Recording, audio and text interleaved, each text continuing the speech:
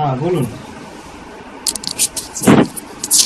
আসসালামু আলাইকুম। ওয়ালাইকুম আসসালাম, বলুন। হ্যাঁ দাদা, কেমন আছেন? আমি ভালো আছি, আপনি? হ্যাঁ দাদা, আছি আলহামদুলিল্লাহ, ভালো আছি। আজকে দাদা মানে ওই লোকের কথা মনে পড়ছে, কিন্তু আমার এতটা ভয় লাগে নাই, বাহ, খুব ভালো। বুঝছেন। আমি নিজেকে মানে নিজের মন খেয়ে নিজে নিজে উৎসাহ দিছি। হ্যাঁ। মানে নিজে নিজে একটু আনন্দ করার চেষ্টা করছি। হুম তারপর কিছু কাজও করছি বাসায়। হুম আমি এমনি সাধারণত বাসায় কাজ টাজ করি না কোনো হুম। কিছু, সারাক্ষণ বসে থাকি, শুয়ে থাকি, এটাই। আচ্ছা আচ্ছা, আর এটাই আজকে এটাই তো আমি সমস্যা, এটাই হ্যাঁ সমস্যা, নিজেকে ব্যস্ত আজ রাখতে হবে। হ্যাঁ, আজকে আমি আমার নিজের কাপড় গোসল টোসল করে নিজের কাপড় চোপড় আমি নিজে ধুইছি। হুম আর একটু ভালো লাগছে, ভালো ফিল হয়েছে। এই আর কি। আর একটু নার্ভাস লাগছে, মনের মধ্যে একটু একটু হ্যাঁ নার্ভাস লাগছে। হ্যাঁ। এই আর কি। একবারে যাবে না, একবারে প্রথম হুম হুম। দিকে যাবে না, 2 4 দিন 5 দিনে যাবে না।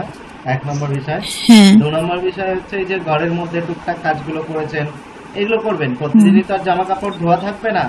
একটু হুম হুম হয়তো কোনোদিন একটু ঘরে যে জামা কাপড় রাখার যে আলমাটা, সেটা একটু গোছগাছ হুম করলেন, বা হয়তো একটু শোকেসটা ঠিক করলেন, একটু আলমারির ভেতরগুলো একটু জিনিসপত্রগুলো নামিয়ে একটু জামা কাপড় যদি ইস্ত্রি করার থাকে একবার ইস্ত্রি করে তারপরে আবার আবার তুললেন। হ্যাঁ, মানে ঘরের টুকটাক কাজগুলো। প্লাস আপনি তো বোধহয় সম্ভবত একটা জব করেন বলছিলেন, এনজিও না কাজের হ্যাঁ, সঙ্গে। আমি এনজিও, হ্যাঁ হুম, আইএনজিও তে জব করি, ও, ইন্টারন্যাশনাল। ওখানে তো একটা কাজ আছেই আপনার। হ্যাঁ, প্লাস কিন্তু হ্যাঁ দাদা, আমি তো এতদিন বুঝছেন, আমি নিজের কাজের প্রতি আমার কোনো মনোযোগ ছিল না, বা হ্যাঁ আমার আমি কোনো কিছু আমার ভালো লাগতো না। অফিসে গেলে আমার খুবই অসহ্য বিরক্ত লাগতো, আমি কখন বাসায় চলে আসব। হ্যাঁ আমি বসের কাছে বলেও আমি চলে আসতাম। হ্যাঁ হ্যাঁ। তো এখন দেখা যাইতেছে আমি একটু ঘুরতেও পারি, বা একটু কাজকর্মের প্রতিও আমি করতে পারতেছি। সেটা আপনার দ্বারাতে হ্যাঁ।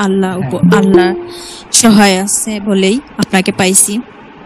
এই আর আচ্ছা। কি। এখন দাদা মানে আমার আমার কাছে এটা মনে হয়। আর টেনশন, মানে বিশেষ করে দাদা টেনশনটা আমার, কিন্তু ধপ করে টেনশনটা চলে আসে, যে কোনো টেনশন হোক, হুম বুঝছেন। তখনই আমার অশান্তি অস্থিরতা। আর বিশেষ করে দাদা ওই মৃত লোকটার কথা আমার মনে পড়লেই আমার খুবই অশান্তি হইতো। হুম। আর হয়েছে আমার সারা শরীর ঘাম ঝরতো, একদম গরম হয়ে যেত। কিন্তু আপনার কথাগুলো শোনার পর থেকে এই কয়েকদিন ধরে আমি ফিল করতেছি যে না, আমি একটু বেটার আছি, আমি আমি বেটার ফিল করতেছি, বুঝছেন।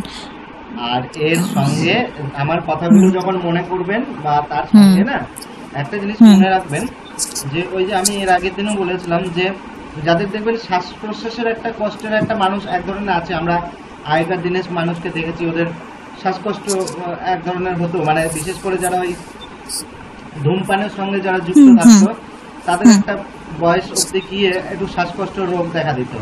হুম তো তাদের এবার সবার যে ধূমপানের জন্য হয় তা নয়, কিছু কিছু ক্ষেত্রে এমনিও হয়।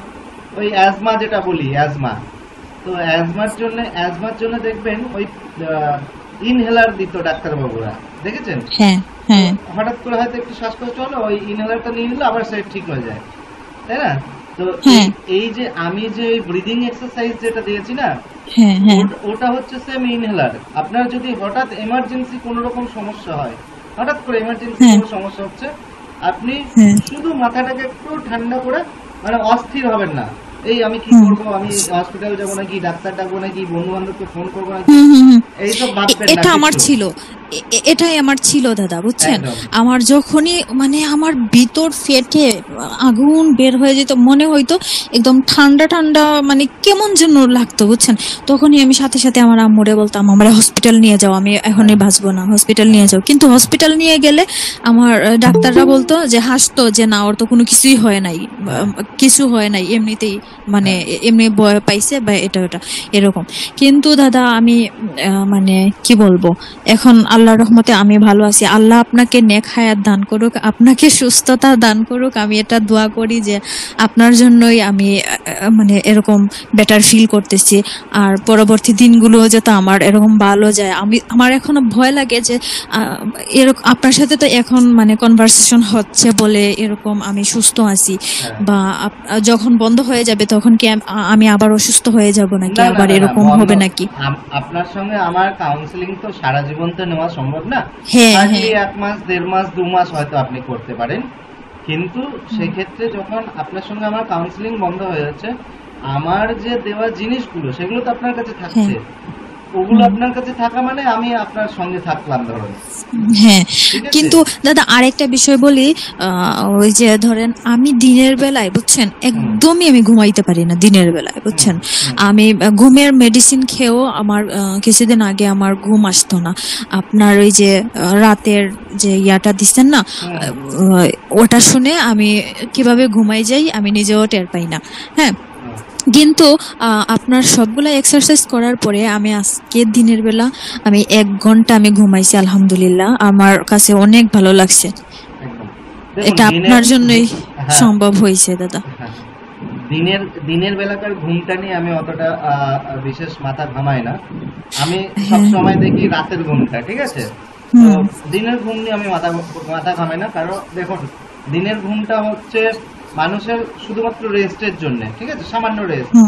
তো কিন্তু যারা যারা প্রচন্ড পরিশ্রম করে তাদের জন্য ঠিক আছে, কিন্তু যারা প্রচন্ড পরিশ্রম করে না তাদের জন্য দিনের বেলার ঘুমটা অতটা ফ্যাক্টর না। আর দিনের বেলা ঘুমালে কি হয়, রাতের ঘুমটা একটু আসতে দেরি হয়, সেই জন্য আমি দিনের বেলার ঘুমের প্রতি অতটা আমি ফোকাস দিই না। হ্যাঁ, আমি চাই মানুষের রাতের ঘুমটা ঠিকঠাক হোক, রাতের ঘুমটা যেন সে ভালোভাবে ঘুমায়, তার রাতের ঘুমটা যেন ঠিকঠাক হয়, অন্তত সে একটা বেশ ভালো মোটামুটি 6-7 ঘন্টা, মিনিমাম 6 থেকে 7 ঘন্টা যেন, এবং পুরোপুরি খুব ভালো একটা শান্তির ঘুম দিতে পারে, যেন সকালবেলা উঠে তার জন্য মনে হয় যে হ্যাঁ একটা খুব সুন্দর দারুণ ঘুম হয়েছে। আমি এইটার প্রতি সবসময় ফোকাস করি। তো ঠিক আছে, আপনার দিনের বেলা একটু যদি ঘুম হয় ঠিক আছে, কিন্তু দিনের বেলা বেশিক্ষণ ঘুমানোর চেষ্টা করবেন না। দিনের বেলা বেশিক্ষণ ঘুমালে কি হবে, আবার রাত্রের ঘুমটা কম হবে, আর রাত্রের ঘুম কম হলেই আমাদের ওই বিভিন্ন রকম আজে বাজে চিন্তা আসে, মেজাজ খিটখিটে হয়ে যায়, এগুলো হয়। ঘুমটা হচ্ছে আসল, বুঝলেন তো? রাতের ঘুম যাদের পরিপূর্ণ ভালো মতো হয় তাদের খুব একটা সমস্যা হয় না। তো যাই হোক, আপনি এখন দাদা আরেকটা বিষয় হচ্ছে, ধরেন আমি যে কোনো কিছুতে অল্পতেই আমি ভয় পেয়ে যাই বুঝছেন। আমার সাহস নাই। আছে না যে মানুষ অনেক সাহসী, আমি এই সাহসটা আমি পাই না। এটা একটু আগে আমার ভাই একটু জুড়ে কি যেন একটা জুড়ে কথা বলছে আর আমি ভয় পেয়ে গেছি। হ্যাঁ, মানে আমার একদম সাহস কম আর কি বুঝছেন, যার কারণে কিন্তু আমার এই ভয় ভীতিটা আসে। হ্যাঁ, বুঝতে পারলাম, কিন্তু আপনি যেটা বলছেন যে আমি অনেকটা অল্প সাহসী, বেশি সাহসী না, এটা মানুষের নেচার, এটা তার জন্মগত থেকেই তৈরি হয়। এটা কিন্তু আপনার সমস্যা না, বুঝতে পারলাম? এটা কিন্তু আপনার সমস্যা না যে আপনি আগে ভালো ছিলেন এখন খারাপ হয়ে গেছেন, না না, এটা আপনার নেচার। এটাকে চেঞ্জ করতে গেলে নিজেকেই আস্তে আস্তে চেঞ্জ করতে হবে, তবে এটা খুব বেশি চেঞ্জ হয় না, যেগুলো জন্মগত মানুষের না সেগুলো চেঞ্জ করা মুশকিল ম্যাডাম। তো হ্যাঁ, আপনার খুব বেশি ভয় পেতেন, সেখান থেকে একটু একটু সাহস আনা যাবে। কিভাবে আনা যাবে সেটা হচ্ছে নিজের মধ্যে বাস্তব জ্ঞানগুলো আনতে হবে। জোরে কেউ কথা বলছে চমকে যায় অনেকে রাত্রেবেলায় বেরোতে ভয় পায়, এটা তার ছোট থেকেই আছে সবার, কিন্তু এটাকে চেঞ্জ করা যায় না। এটা কোনো রোগের মধ্যে পড়ে না, এটা কোনো সমস্যার মধ্যে পড়ে না, এবং এটাকে নিয়ে ভয় পাওয়া বা আপনার চিন্তা করার কোনো কারণ নেই যে আমি কেন সাহসী নই বা আমায় কেন এত রাতে ভয় পেয়ে যায়। এটা নিয়ে দুশ্চিন্তা করবেন না, কারণ এটা আপনার নেচার কখনো বদলানো যায় না। দেখুন, আমি আজকে কয়লা যতই দামি হোক, কয়লা থেকে হিরে যতই উৎপন্ন হোক, কিন্তু কয়লাই থাকে, কালোই হয়। দেখে আপনি যতই দাম দিন সে কিন্তু কোনোদিন ফর্সা হবে না, হবে কি? আবার হিরে কিন্তু কয়লার খনিতেই হিরে উৎপন্ন হয়, মানে কয়লা যখন উৎপন্ন হয় সেই কার্বন আরো বেশি পরিমাণে যখন স্ট্রং এবং চাপ বেশি এবং তাপ বেশি পায়, তারপরে সেই কার্বনটা ঘনীভূত হয়ে একদম সুপ্রিম পাওয়ার অবধি যখন যায়, তখন কিন্তু সেটা হিরেতে পরিণত হয়। ঠিক আছে, তাহলে কয়লা খনিতেই হিরে উৎপন্ন হয়, তাহলে সে হিরে কিন্তু কখনো কালো হয়ে যায় না, কারণ তার নেচারটাই হচ্ছে সে উজ্জ্বল, তাই না? তাহলে আমাদের যেটা চরিত্র, যেটা আমার যেটা নেচার, যেটা স্বভাব, যেটা জন্মগত স্বভাব, ঠিক আছে, সেটাকে চেঞ্জ করা কিন্তু কঠিন। শোধরানো যায় একটু একটু, কিন্তু একদম পুরো বদলে ফেলা যায় না, ঠিক আছে? হুম হুম এবং তার জন্য নিজেকে দোষারোপ করা বা দুশ্চিন্তা করা এটা প্রয়োজন নেই। নিজেকে বুঝতে হবে যেটা আমি ছোট থেকেই আমি একটু ভীতু, বেশি হুম সবার বেশি সাহস হবেই তার কোনো মানে নেই। যেমন ধরুন আমি একটা কথা বলি, দেখবেন আমাদের পুরুষদের ক্ষেত্রে কিছু মানুষ আছে, দেখবেন একদম 50-60 বছর বয়স, 50 বছর বয়স, তবু তার চুল পাকে না বা টাক পড়ে না, টাক হ্যাঁ পড়ে না। হ্যাঁ, হ্যাঁ কিন্তু আবার আমার এখন 35 বছর বয়স, চুল পাক ধরেছে, এরকম সামনে টাক পড়ছে।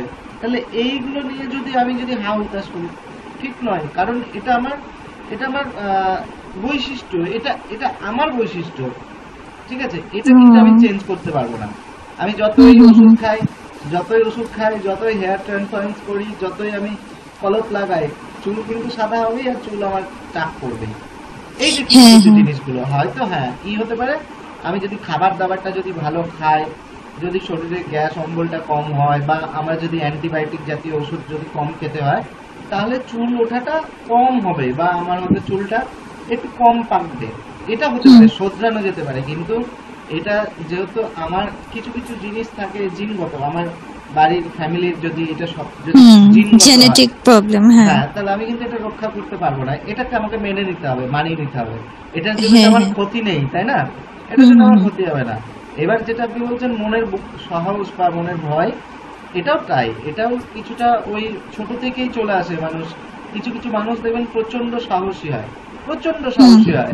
মানে হ্যাঁ দেখুন, কিছু কিছু ছেলে, আমাদের মতো কিছু কিছু ছেলে আছে, এত অ্যাগ্রেসিভ হয়, হয়তো দুটো দুটো কথা কাটাকাটি হলো, ব্যাস আগে দুমদাম করে মেরে নেবে, হ্যাঁ হ্যাঁ তারপরে যা হয় হবে। আবার কিছু কিছু ছেলে আছে দেখবেন, তারা যতই ঝগড়া অশান্তি হোক, মাথা ঠান্ডা রেখে মানুষকে বুঝিয়ে বুঝিয়ে কথা বলবে, ভালোবেসে বলবে, মুখে হাসি রেখে কথা বলবে, এরকম মানুষ আছে। তাহলে হুম মানুষ তো দুজনাই, দুজনাই হুম হুম পুরুষ, অথচ দুজনার স্বভাব আলাদা। এইগুলো হুম কিন্তু স্বভাব, এগুলো আপনি চেঞ্জ করা খুব কঠিন, বা হয় না, আমি বলছি হয় না। এগুলো একটু একটু শুধরানো যায়। কিরকম শুধরানো যায়? নিজেকে বলতে হবে যে না রে, এত তো ভয় পেলে হবে না, সবকিছুতে যদি আমি এত ভয় পাই তাহলে তো হবে না, কোথাও কোথাও একটু সাহস রাখার দরকার। এইভাবে হয়তো আপনার মধ্যে সামান্য চেঞ্জেস আসতে পারে। আর যদি চেঞ্জেস নাও আসে, তাতে আপনার কোনো ক্ষতি হবে না, যদি আপনি মনের দিক থেকে যদি স্ট্রং থাকেন এবং সেটাকে নিয়ে যদি দুশ্চিন্তা না করেন। কিন্তু আপনি যদি দুশ্চিন্তা করেন, তাহলে আপনার প্রবলেম। আপনি হয়তো দেখা যাচ্ছে ইন্টারভিউ দিতে যাচ্ছেন, সেখানে ইন্টারভিউয়ার যারা বসে আছে তাদেরকে দেখে আপনি ভয় পাচ্ছেন, কথা হুম, বলতে গিয়ে আপনার মুখ ততলে যাচ্ছে। সেটার হ্যাঁ জন্য যারা বোর্ডে বসে আছেন মেম্বার, তারা হয়তো তাদের মধ্যে একটা ব্যাড ইম্প্যাক্ট করবে, একটা নেগেটিভ ইম্প্যাক্ট করবে, এই এ তো খুব একটা স্মার্ট না, হুম এরকম হুম ভাববে। বা হয়তো আপনি, দাদা আমি এখানে আরেকটা কথা এড করি। হ্যাঁ, আমি কিছুদিন আগে বুঝছেন এই প্রবলেমের মধ্যেই আমি কি করছি, আহ, আমি ঢাকা গেছিলাম, ঢাকা আমার শ্বশুর বাড়ি। তো হ্যাঁ, ঢাকা থেকে সিলেটে হচ্ছে আমার বাপের বাড়ি আর কি। তো আমি ঢাকা থেকে আমি ফ্লাইটে আসছিলাম। হুম, তো আমি একা আসছিলাম। তো হুম, আমি যখন এয়ারপোর্টের ভিতরে ঢুকছি, তখন আমার কাছে এত ভয় লাগতেছিল, মানে আমার এত নার্ভাস লাগতেছিল, আমার মাথা ঘুরতেছিল বুঝছেন। আচ্ছা, ও তখন আবার ওই কথাটাই মনে পড়ছিল, বুঝছেন। ওই কথাটা মনে পড়ে আমি তখন দেখি আমার কি হবে এখন, আমি হুম, আমি আমি কি এখনই মরে যাব, বা আমি কি এখনই হয়ে যাব, আমার আমার কি হবে। তখন থেকে মানে খুব বেশি আমার প্রবলেম শুরু হয়ে গেছে, হ্যাঁ, বুঝছেন। ওই ওই যে দুশ্চিন্তা করলে এগুলো হুম আসবে। হুম হুম সেনের দুশ্চিন্তাটা করা যাবে না, আপনাকে এটা মনে ধরে নিতে হবে যে না, আমি ছোট থেকে একটু ভীতু বেশি। তো সব জায়গায় ভীতু হলে তো হবে না, কোথাও কোথাও নিজেকে কনফিডেন্সের সঙ্গে রিপ্রেজেন্ট করতে হয়। সেই হুম জায়গাগুলোতে হুম, কনফিডেন্টটা রাখতে হবে যে না আমি, কিন্তু আপনি কি হয়ে যান, আপনার মধ্যে ভয়টা কাজ করে যে হ্যাঁ আমি তো খুব ভীতু, আমি ওখানে ঢুকবো যদি কিছু হয়ে যায়, আমি তো হুম হুম ভীতু যদি 10 জন মিলে আমাকে যদি আজে বাজে বলে দেয়। এটা ভাববেন হ্যাঁ না। আপনি ভেবে নেবেন যে এটা আমার ছোট থেকে স্বভাব, আমি সবকিছুকে নিয়ে একটু বেশি ভয় পাই, চলো ঠিক হ্যাঁ। আছে, আমি আর ম্যানেজ করে আর নেবো। দাদা, মৃত্যু ভয়টা নিয়ে আর একটু কিছু বলেন, যে আমার আমার সবসময় মৃত্যু ভয়টা নিয়ে আমার সব সময় আপনি আগে ই করে। এগুলো শুধরে নিন, আস্তে আস্তে হ্যাঁ হ্যাঁ মৃত্যু ভয়টাও কেটে যাবে। যেটুকুনি আছে, এই মেডিটেশন ব্যায়াম যেগুলো করছেন, এটাতে আস্তে আস্তে আপনার মৃত্যু ভয়ও কেটে যাবে। মৃত্যু ভয়টা বেশি দিন থাকে না। মৃত্যু ভয় কি হয়, আপনার যতক্ষণ এই ভয়গুলো কাজ করবে, যতক্ষণ আপনি আপনার শারীরিক যে সিমটমগুলো সেগুলো যতক্ষণ পুরোপুরি না কমছে, ততক্ষণ মৃত্যু ভয়টা যায় না। কেননা কারণ কিছু কিছু মানুষ আছে কি নিজের শরীর নিয়ে চিন্তা করতে বেশি ব্যস্ত হুম থাকে, হুম যে আমি একদম মানে কিছু কিছু লোক ভাবে এই বোধহয় মানে তার ফোকাসই থাকে তার নিজের শরীরে, অন্যদিকে থাকে শরীর, না। হ্যাঁ হ্যাঁ, এইটা হচ্ছে সব থেকে খারাপ জায়গা। মানে সেভাবে কি যে আমার বোধহয় এই বোধহয় বুক ধরপড় করছে, হ্যাঁ হ্যাঁ হ্যাঁ আমার বোধহয় এই বোধহয় পিঠে ব্যথা করছে, আমার বোধহয় এই পায়ে ব্যথা করছে, এইটা যদি সে সবসময় করতে থাকে তার মানে কি, তার মানে কি সে নিজেকে নিয়ে চিন্তা করতে ব্যস্ত। আর যারা হ্যাঁ নিজেকে নিয়ে চিন্তা করতে ব্যস্ত তারা আসলে মরতে চায় না, তারা মৃত্যুকে ভয়ই পায়। হ্যাঁ সুতরাং আগে নিজের থেকে বাইরে বেরোতে হবে। আপনি এনজিওর কাজ করছেন, নিশ্চয়ই সমাজসেবামূলক কিছু আপনাদের প্রজেক্ট থাকে, হ্যাঁ হ্যাঁ আপনি হ্যাঁ সমাজের জন্য যদি সেবা করেন তাহলে নিজেকে নিয়ে তো ভাবলে হবে না ম্যাডাম, নিজেকে ভাবাটা হ্যাঁ কমাতে হবে, নিজের ভাবার আমার সময়টা কমাতে এটাই হবে। প্রবলেম যে আমি আমার নিজের শরীর নিয়ে বেশি ভাবি, যে আমার এটা একদম হয়ে গেল, আমার প্রেসার বেড়ে গেল, আমার বুক ব্যথা করতেছে, আমার পেট ব্যথা, আমার গ্যাস্ট্রিকের সমস্যা, মানে আমার সারাক্ষণই একটা না একটা থাকবেই, বুঝছেন? একদম মানে এটা থেকে আমি বের হয়ে আসতে চাই। হ্যাঁ, বের বের হতে পারবেন। ওই যে বললাম, আপনি নিজেকে বলুন যে না আমি আমি 10 জনের জন্য ভালো কাজের জন্য একটা কাজ করছি, সেখানে আমাকে নিজেকে নিয়ে ভাবলে আমার চলবে না। আমার কাজটাই হচ্ছে 10 জনকে নিয়ে, সুতরাং আমি 10 জনের জন্য ভাববো, নিজেকে নিয়ে আমার ভাবার টাইম নেই। বলুন, দুদিন নিজেকে মনকে বোঝ দিন যে আমার নিজেকে নিয়ে ভাবার এত সময় নেই, দেখবেন নিজের তখন খাওয়া দাওয়া সব ভুলে গেছেন, কাজের প্রতি আপনার বেশি আগ্রহ হচ্ছে। কাজকে ভালোবাসুন, কাজের প্রতি আগ্রহ বাড়ান।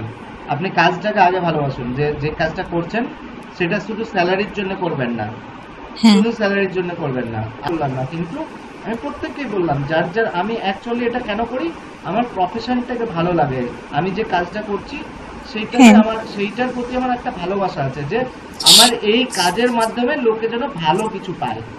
হ্যাঁ। ঠিক আছে, আর দাদা, সব থেকে বড় কথা হচ্ছে আপনি তো দোয়াও পাইতেছেন। এই যে একদম যেমন ধরেন একদম আমি অবশ্যই আমি তো আমি যে অবশ্যই কয়েকদিন ধরে আমি সুস্থতা ফিল করতেছি, আমি যে মনে মনে কত দোয়া দিতেছি, আল্লাহ যেন আপনাকে সুস্থ রাখে, ভালো রাখে, আল্লাহ যেন বাঁচিয়ে রাখে দীর্ঘদিন।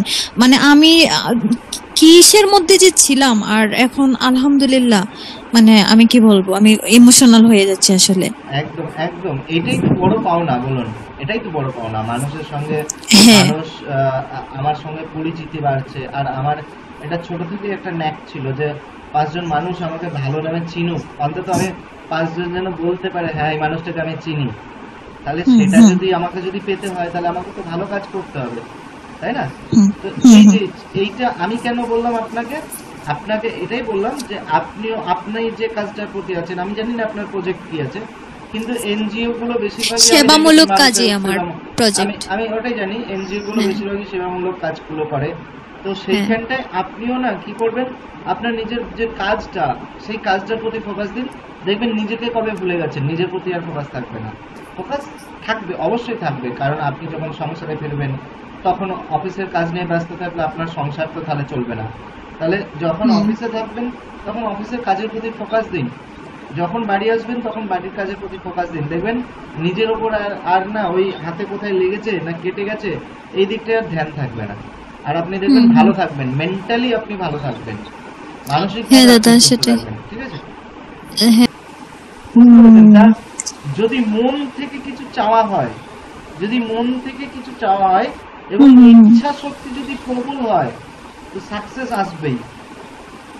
হ্যাঁ তো দাদা, ঠিকই নিজের বলছেন। ইচ্ছা শক্তি এবং আপনি যেটা চাইছেন তার প্রতি ভক্তি এবং শ্রদ্ধা, আর মানে যেটা চাইছেন সেটা যদি সৎ উদ্দেশ্য থাকে, সৎ 100 উদ্দেশ্য, হ্যাঁ 100% সফল হবেন আপনি, 100%। এটা একদম সেই জন্য ইচ্ছা শক্তি যদি প্রবল হ্যাঁ হয়, মন থেকে হয় এবং হ্যাঁ সৎ উদ্দেশ্য থাকে, তো হুম 100% হুম। সেই ইচ্ছা শক্তি পূরণ হতে বাধ্য। হ্যাঁ দাদা, ঠিকই। বুঝতে পারলেন? আমি আমি একজন সাইকোলজিস্ট দেখাইছিলাম হুম সিলেটে, হুম খুবই ফেমাস, নাম করা। তো আমি বলছি আমার এই সমস্যা। হুম হ্যাঁ, পরে উনি কি করছে, উনি আমাকে মেডিসিন দিছে। পরে আমার আম্মু বলতেছে যে আপনি কিছু ওর অ্যাডভাইস করেন যাতে মানে ওর মন স্থির হয় বা ই হয়। হুম। উনি বলল কি যে আপনারা তো অনেক বুঝিয়েছেন, আমি এখন আর কি বলবো নতুন করে। আর কোনো কিছু বলে নাই, না বলে ওষুধগুলা লিখে দিছে, শেষ। আমি হচ্ছে বিষয়। হুম তো হুম, ওই যে আসলেই আসলেই। আপনি যেটা বললেন যে আসলে ওই যে সাইকোলজিস্ট যে করেছে আপনাকে আর হুম টাইম দেয়নি, হুম হুম আসলে কি ওনারা সম্ভবত কোনো একটা হসপিটাল বা নার্সিং হোমের সঙ্গে যুক্ত থাকে, তো হ্যাঁ ওনাদের পয়সাটা মানে ওখান থেকে একটা পেয়ে যাচ্ছে, হ্যাঁ যার আমার কাছ জন্যে থেকে 1000 টাকা নিছে আপনি ভিজিট। একদম আপনার কাছ থেকে 1000 টাকা নেবে, প্লাস হুম হচ্ছে আপনি যান বা না যান তাতে ওনাদের কোনো যায় আসে না, কারণ ওদের একটা ফিক্সড মাইনে আছে আর কি। হ্যাঁ হ্যাঁ হ্যাঁ কিন্তু আমার তো এরকম ফ্রিল্যান্সিং করে ইনকাম করতে হয়, সুতরাং আমাকে পুরো ফোকাসটা কিন্তু আপনাদের ক্লায়েন্টের উপরে আমাকে কিন্তু ফোকাস দিতে হ্যাঁ হয়। দাদা, হ্যাঁ হ্যাঁ তো এটা এটা মন থেকে দোয়া আছে দাদা, আর এগেইন ধন্যবাদ আপনাকে। একদম। আর দাদা আপনার কি বাংলাদেশ আসা হয়? বাংলাদেশ যাব যাব করে আমি রেডি হয়েছিলাম, হ্যাঁ কিন্তু রাজনৈতিক পরিস্থিতির জন্য যাওয়া আর হলো না। আমার দাদা খুব যদি খুব ইচ্ছে ছিল। বাংলাদেশে আসেন অবশ্যই আমার সাথে যোগাযোগ করবেন বা অবশ্যই, দেখা। মানে হ্যাঁ দাদা, আপনার সাথে দেখা করব, আপনি আমাদের বাসায় আসবেন। অবশ্যই, মানে আপনি না, শুধু আরো আরো 3-4 জন, আমার এর আগে আরেকজন ম্যাডাম ছিলেন, হ্যাঁ উনি হ্যাঁ বলেছেন, প্লাস আর একটা ছেলে, উনি ঢাকাতে চায়ের দোকানদার, হুম ভালো চা বিক্রি করে, হুম হুম হুম সেও বলেছে হুম। স্যার আসবেন। তো বাংলাদেশ থেকে প্রচুর ভালোবাসা পেয়েছি আমি, প্রচুর, এবং তার না জন্যই আমার, দাদা, আমি সিরিয়াসলি বলতেছি, না যদি আপনি সত্যি বলছি, আসেন, সত্যি হ্যাঁ বলছি, আপনি আমি বাংলাদেশ থেকে যদি প্রচুর আসেন ভালোবাসা পেয়েছি। আপনি, হ্যাঁ আপনি আমার সাথে যোগাযোগ করবেন দাদা। বাংলাদেশ থেকে প্রচুর ভালোবাসা পেয়েছি, এবং বাংলাদেশ আমার মানে বাবা ঠাকুরদাদার জন্মস্থান বাংলাদেশ। আমরা তাই নাকি? আমাদের পূর্ব রক্ত সব বাংলাদেশে, ঢাকার লোক আমরা। ও ও আচ্ছা আচ্ছা আমার আচ্ছা। জন্ম এখানে, কিন্তু আমার ও সব পূর্বজ যারা ছিলেন, পূর্বপুরুষ। সব হ্যাঁ। ঢাকার। ও আচ্ছা আচ্ছা, তাইলে তো আপনি বাংলাদেশি একদম, বলা সেই যায়। জন্য ওখানে আমার একটা টান আছে। হ্যাঁ সেই জন্য যাওয়ার ইচ্ছাও ছিল, কিন্তু বর্তমান রাজনৈতিক পরিস্থিতির জন্য আলটিমেটলি যেতে পারলাম না, তবে যাবো অবশ্যই। হ্যাঁ দাদা আসবেন। হ্যাঁ। ওকে দাদা, এগেইন থ্যাংক ইউ। আচ্ছা, বারসাত বাবু এত ইমোজি দিচ্ছে, দেখি বারসাত বাবু কেমন আছে। বারসাত বাবু খবর কি? স্যার ভালো আছি স্যার, খুব ভালো আছে স্যার। খুব ভালো লাগলো কথা শুনতে, যে ম্যাডামের সঙ্গে কথাটা হয়েছিল, খুব ভালো লাগলো। হ্যাঁ, শুনতে ভালো লাগলো। তা আপনার তো বংশধর তো বাংলাদেশে আছে। এখন সেরকম কেউ নেই, আছে আমাদের আছে যারা, ওরা হচ্ছে ওই আমার বাবার ওই পিস্তুত ওই ভাই টাইগুলো যারা আছে, তারা মানে আমার এমনি বাবা কাকা যারা ছিল তারা সব এদেশে চলে এসছে। একটু দূর সম্পর্কের রিলেটিভ আছে, অতটা খুব একটা হ্যাঁ যোগাযোগ নেই, আবার আছেও আর কি। তো আমি ওই জন্য না, আমি জাস্ট ঘুরতে যাবো বলে বেরিয়ে মানে চিন্তা ভাবনা করেছিলাম, পাসপোর্ট করালাম, পাসপোর্ট বানালাম, জাস্ট ভিসা দেওয়ার আগে আমার এই কেস হলো। ঠিক এই আছে, যে ঝামেলা হলো না, ঝামেলা হওয়ার জন্য আরো গেলেন না বলেন। আমরাও যাওয়ার জন্য প্রস্তুত হয়েছিলাম, ভিসা পেলাম না, কিন্তু ভিসা পাবো না, তো ভিসা আসবে হ্যাঁ, গেল না। কিন্তু স্যার আমরা যাওয়ার খুব ইচ্ছা হয় যে বাংলাদেশ। হ্যাঁ, কিন্তু আমাদের আত্মীয় আছে, আমার আমার আব্বার মামা আছে, নিজের মামা, চলে গেছে ওখানে, ওখানেই আছে। যাওয়ার ইচ্ছা হয়, বাংলাদেশের রাজশাহীতে আছে, কিন্তু বারসাত বাবু, এক মিনিট, আমার এখানে ক্লাসে নতুন একজন আছে, আজকে জয়েন হয়েছে, একটু তার সঙ্গে একটু কথা বলি, দিয়ে আপনার কাছে আসছি, হ্যাঁ? এক ঠিক মিনিট। আছে, কথা বলেন স্যার, কোনো ব্যাপার নাই। হ্যাঁ হ্যাঁ হ্যাঁ, কালীশঙ্কর আচারিয়া। হ্যাঁ স্যার। আহ, হ্যালো। আপনাকে অনেকক্ষণ ওয়েট করালাম। তো যাই হোক, আপনার সঙ্গে কথা বলবো। বিষয় হচ্ছে আপনার প্রবলেম, না না ঠিক আছে। আপনার প্রবলেম গুলো এখানে একবার একটু ডিসকাস করা যাবে? হ্যাঁ আমি বলে দিচ্ছি। হ্যাঁ বলুন। হ্যাঁ স্যার, আমি এই 2019-এ এই আগস্ট মাসের 29 তারিখ নাগাদ, আমি এই সামান্য সেই সময়টা করোনা চলেছিল বলে আমি একা থাকতাম, বাবা মা থাকতো গ্রামে। আমার অ্যাকচুয়ালি বাড়ি পূর্ব মেদিনীপুর। হ্যাঁ আমি উত্তর চব্বিশ পরগনা কাজের ইয়েতে এখানে আছি। এটা সামান্য ক্যান্টিনের কাজ, আমি একাই থাকি। তো আর আমার স্টাফরাও থাকে, কাজ বাজ করি। কিন্তু হঠাৎ ওই সময় আমার সর্দি ভাব লেগেছিল। তারপর সর্দি হয়ে ভয় লাগলো যে না, ডাক্তার দেখাতে বলছে, যেখানে থাকি সেখানে বলছে ডাক্তার দেখাতে বলছে, না ডাক্তার দেখাবো না, এমনি এই জলের এসে ব্যাপার নিতাম, আর হচ্ছে ওষুধ কিনে নিয়ে এসেছি। এবং আমি যে বাড়িতে থাকি সেই বাড়ি থেকে একজন কাকিমা ওষুধ দিয়েছিল। এবার কি করেছি না, উনিও জ্বরের ওষুধ দিয়েছে, আর যে দোকান থেকে কিনে নিয়ে এসেছি সেইগুলো দুটো একসঙ্গে আগের দিন রাতে ঠিক মতন খাওয়া দাওয়া নেই, সেই কারণে ওই ওষুধগুলো খেয়ে ফেলেছিলাম একবারেই। সকালে খাওয়ার পর এমন পরিস্থিতি হলো যেন মনে হয় আমার মাথা ফাথা ঘুরছে, না শরীর অস্থির লাগছে। সেই যে মনের থেকে একটা ভয়, সেই ভয়ের থেকে মনে হচ্ছে যেন এই পড়ে যাব, এই কি রকম লাগছে, শরীর যেন বুক ঢিপ ঢিপ করছে, কোনো সময় ধরো পায়ের মধ্যে পাচ্ছি না, মানে ক্ষমতা পাচ্ছি না, কোনো সময় যেন মাথা মনে হয় যেন এই কি বলে ঘাম হয়েছে যেরকম সেরকম মুছে দিয়েছি, মনে হচ্ছে যেন পড়ে যাবো না, কিরকম মাথা ব্যথা যেন ঘোরাচ্ছে। তো এইরকম হতে হতে হতে হতে প্রায় 15 দিন 20 দিন কেটে গেল, যেখানে যাই সেখানে কোনো ডাক্তার ধরতে পারে না, কোনো প্রবলেম ধরতে পারে না। না ধরার জন্য আমি এখানে যাই সেখানে যাই, তারপরে হচ্ছে এক জায়গায় আমার মানে চেনা পরিচিত একজন কাকু, উনি বললো যে ঠিক আছে তুমি যাও তো ওই দোকানে। আমি গেলাম, যেতে যেতে পরিচিত ছিল বলে উনি বলে যাও ওই দোকানে। ওই দোকানে যেতে গিয়ে বলছে যে নেই তো প্রবলেম আলাদা। কি প্রবলেম? আমি নিজেও দাঁড়াতেও পারছি না, বসতেও পারছি না। তো একজন আমার সঙ্গে ছিল, উনি বসিয়ে বলবে যে না ঠিক আছে প্রেসারটা চেক করি। প্রেসার চেক করলো সকাল সকাল, প্রায় তখন 8টা 8:30 নাগাদ হবে। ওরকম এত শরীর খারাপ লাগছে যে আমি বসতেও পারছি না, শুতেও পারছি না, দুটো পাও একসঙ্গে রাখতে পারছি না, যে শুয়ে থাকা কি বসে থাকা কি, দুটো হাত একসঙ্গে করতে পারছি না, এমন হতো। তারপরে তো উনি বললো যে না এর প্রবলেম আলাদা। কি প্রবলেম? না এর ব্যালেন্স, কানের ব্যালেন্স হারিয়ে গেছে, যার জন্য আর শোনার বলতে কি আগে মনে হয় যেন কোনো সময় বাম দিকের থেকে বেশি শুনতে পাচ্ছি পেছন থেকে, আবার কোনো সময় ডান দিক থেকে, যেন মানে এটা ইকো সিস্টেমের জন্য কথাটা হতো। আর শরীরে মনে হয় সবসময় একটা মনে হয় কি বলা যায়, যেরকম নৌকো এদিক আর ওদিক হতে থাকে না, সেই রকম শরীরের মধ্যে একটা অনুভূতি তৈরি হতো। এবার হতে হতে হতে হতে এক সময় এমন হলো যে আমার প্রবলেমটা বেড়ে গেল। সে বেড়ে যাওয়ার জন্য তখন ওই বললাম না ওই যে কানের যে প্রবলেমটা এসে উনি ধরে বলতে তখন এটা হয়ে গেছে প্রায় 15 দিন আগের এই ঘটনা। সেটা 15 দিনের পরের ঘটনাটা আমি এই বলছি আর কি, যে উনি বলে যে এই জায়গায় যাও, কানের এই সমস্যা আছে, তুমি যাও ওই ডাক্তারের কাছে। তো উনি ওষুধ দিল, ওষুধ খেলাম, ওষুধ খাওয়ার পর প্রায় 2 বছর টানা খেয়েছি। আবার দেখি মাঝে মাঝে সবসময় যখন তখন এই জিনিস ডাক্তারের কাছে গেলো, ডাক্তার বলে যে না তোমার কোনো কিছু প্রবলেম নেই, যা আছে ঠিক হয়ে গেছে। তুমি বলছো এখনো অব্দি সেই প্রবলেম, না তোমার কোনো কিছু প্রবলেম নেই, আমার যা টেস্ট করিয়ে নিয়েছি, কোনো কিছু বলবেন, তুমি যেখানে খুশি ডাক্তারকে দেখো। তো আবার আমাকে একজন বললো যে তুমি কোনো মানসিক বা কোনো নার্ভ জাতীয় কোনো ডাক্তার দেখো। আরে মানসিক আবার নার্ভ এরকম কি বলছে আমি কোনো বুঝতেই পারছি না।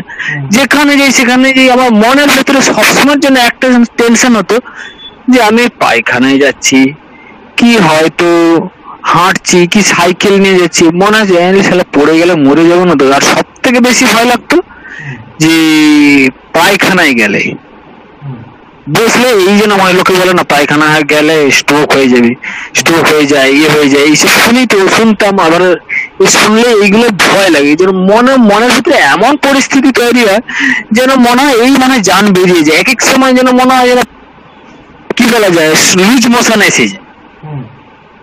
পেটের প্রবলেম, লাস্ট অব্দি পেটের প্রবলেম এসেছিল, ডাক্তার দেখালাম, ওই করতে করতে করতে কোনো জায়গায় দেখিয়ে কোনো ঠিক করতে পারলাম না। তারপরে এইরকম ফেসবুক থেকে করলাম, সেখান থেকে একজন করলো, সে বললো যে আমার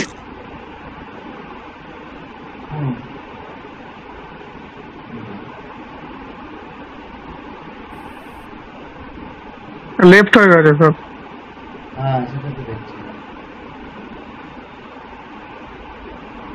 হাত লেগে হবে লেফট হয়ে গেছে, নেটওয়ার্ক প্রবলেম আছে। আচ্ছা, শুভজিৎ বাবু কেমন আছেন? কিন্তু ওই যে দাদার সঙ্গে কথা বললেন, রাশাদ কি বলছো? যে দাদার সঙ্গে কথা বললেন না, কিন্তু কথাটা ভালো করে স্পষ্ট আসে না। না না, উনি হয়তো মোবাইলটা মুখের সামনে নিয়ে কথা বলছিল আর কি। উইদাউট স্পিকারে কথা বলতে, এই সে হেডফোন ছাড়া উইদাউট হেডফোনে কথা বলতে। যাই হোক আমি বুঝতে পারলাম, কিন্তু ক্যাকে করে আওয়াজ হচ্ছে, অসুবিধা নেই। স্যার বলছি, হ্যাঁ বলুন। হ্যাঁ বলছি স্যার ভালোই আছি, খুব কোনো অসুবিধা হচ্ছে না। 3 দিনে আপনি বলেছিলেন রেজাল্ট পাবে, 3 দিনে তো অনেক এক্সেস লেভেলের রেজাল্ট পেয়েছি। এরকম আমি এতদিন ধরে ডাক্তার, ওষুধ, সাইকোলজিস্ট, এই সাইকিয়াট্রিস্ট সব দেখিয়ে এরকম রেজাল্ট পাইনি। 3 দিনে মানে কি বলবো আপনাকে, মানে হিউজ রেজাল্ট যেমনি বলে অমনি। আমার আজকে সারাদিনে দুবার শুধু আমার বেসিক্যালি মেন প্রবলেম রাস্তায় হতো, বেরালে মনে হতো পড়ে যাব। হ্যাঁ। ও তো আজকে সারাদিন একবারও অসুবিধা হয়নি। হুম। আর মানে রাস্তা হাঁটতে গেলে মনে হতো মানে যেমনি উঁচু নিচু লাগে রাস্তা ওরকম লাগবে, আজকে তো একবারও ফিল হয়নি, কিচ্ছু ফিল হয়নি। আর আজকে অফিসেও অনেক হিউজ টেনশন ছিল, তার মাঝখানে শুধু দুবার হয়েছিল। দুবার আপনি যে বলেছিলেন ওই ব্রিদিং এক্সারসাইজ করতে, দুবার করেছি সেম প্রসেসে, তারপরে আস্তে আস্তে আবার রিলিফ পেয়ে গেছি। বাহ। আর নিজে থেকে শুধু বলতাম যে আমার কিচ্ছু হয়নি, আপনি যেমনি বলেছেন। আর আপনার কথাটাই মাইন্ডে শুধু ঘুরতো যে যে স্যার কালকেও বলেছে যে মাইন্ডে এটা ঘোরাতে কিচ্ছু হয়নি, আর নিজের ভগবানকে ডাকবে। দুবার সেম জিনিসই করেছি দুবার স্যার, একদম। তাতে খুব ভালো রেজাল্ট পেয়েছি। একদম। আর কোনো রকম প্যানিক হয়নি, কিচ্ছু হয়নি, মানে খুব খুব সুন্দর কাটিয়েছি। আজকের দিনটা তো আরো বেটার ফিল করে কাটিয়েছি। একদম।